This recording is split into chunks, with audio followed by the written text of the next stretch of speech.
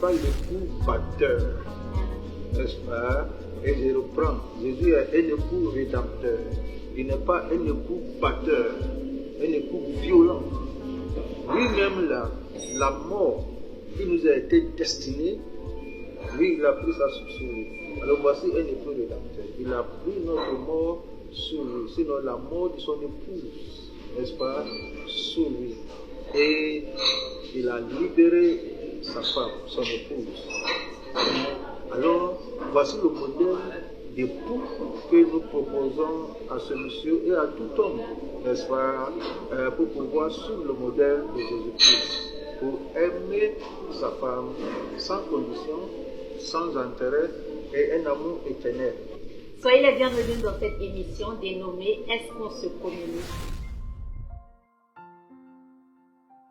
L'apôtre Paul dit, celui qui aime sa femme s'aime lui-même. Ça veut dire que ce monsieur, il ne s'aime pas lui-même.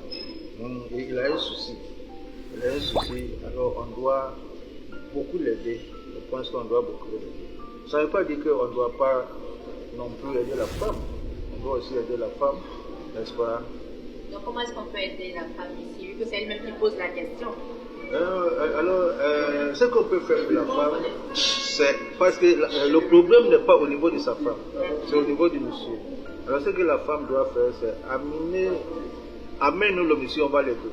Je peux aussi demander, parce qu'on est en Afrique et dans la plupart du temps, surtout dans les foyers, l'homme va se dire que c'est la femme qui a provoqué ce caractère. Parce que le monsieur va pas être dans son coin et puis va vouloir frapper sa femme. Parfois la femme se victimise disant que je l'ai provoqué ou bien c'est moi qui ai fait qui m'a frappé. Dans ce genre de situation. Non, même si c'est une question d'esprit, c'est pas tout problème qui a une dimension spirituelle ou ancestrale. Mais si un problème a une dimension spirituelle, parfois même une simple causerie à la maison, tu n'as rien dit, comment ça va s'interpréter là? Toi-même tu te poses la question et tu vois qu'il y a quelque chose derrière.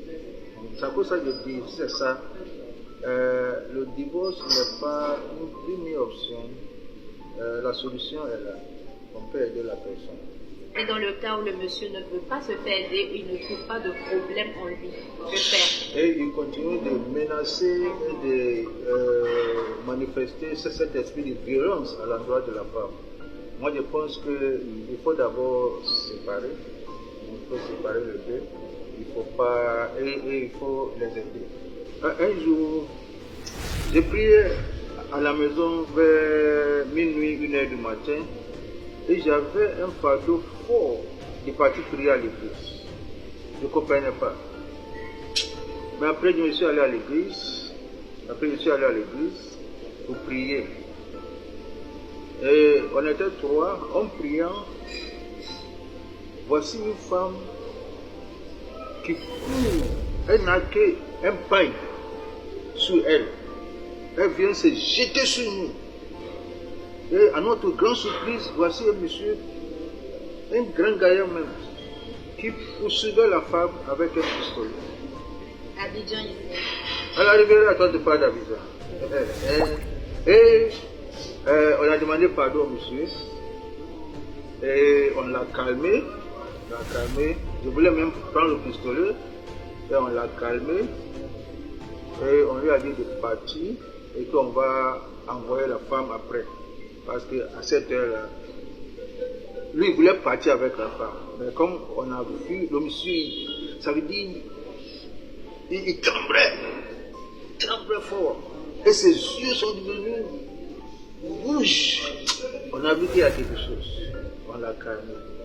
Mais la bonne nouvelle est qu'il ne voulait pas tuer sa femme. S'il voulait tuer sa femme, une personne qui a pistolet, tu n'as pas besoin de courir après la femme. Tu tires sur elle, quelque chose où tu es. Mais quand on a fait asseoir la femme, on lui a demandé mais qu'est-ce que tu as fait, qu'est-ce qui se passe, elle nous a parlé des choses terribles. Bref, le lendemain, on a accompagné la femme à la maison chez elle, on a calmé le monsieur, on lui a demandé pardon, etc. Et après, moi je suis allé voir le monsieur. Qu'est-ce qu'elle a dû faire? En réalité, il n'avait rien fait. Il n'avait rien fait. Et j'ai vu la femme aussi, à part, la femme m'a expliqué parfois, parce que parfois, il me tranque. Quand la femme m'a dit ça, elle a dit, il faut quitter.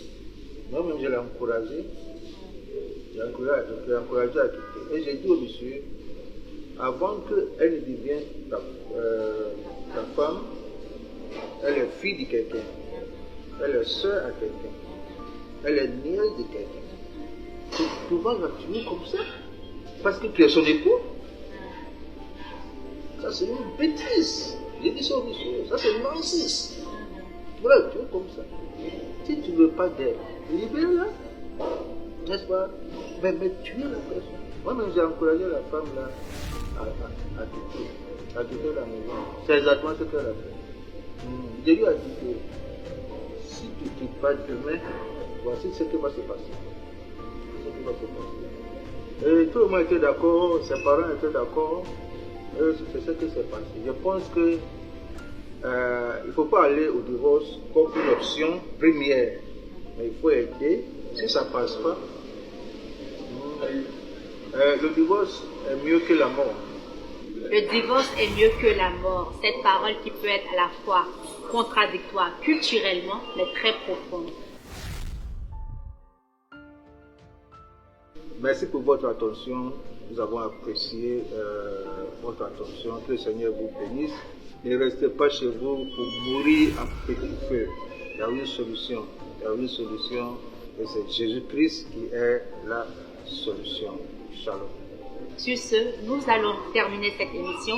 Si vous avez des questions, n'hésitez pas à les poser dans les commentaires. Si vous vivez une histoire pareille, que vous voulez nous donner votre témoignage, nous avons hâte de vous lire. Pasteur, merci beaucoup d'être venu. Merci pour tout. Merci. Shalom chez vous.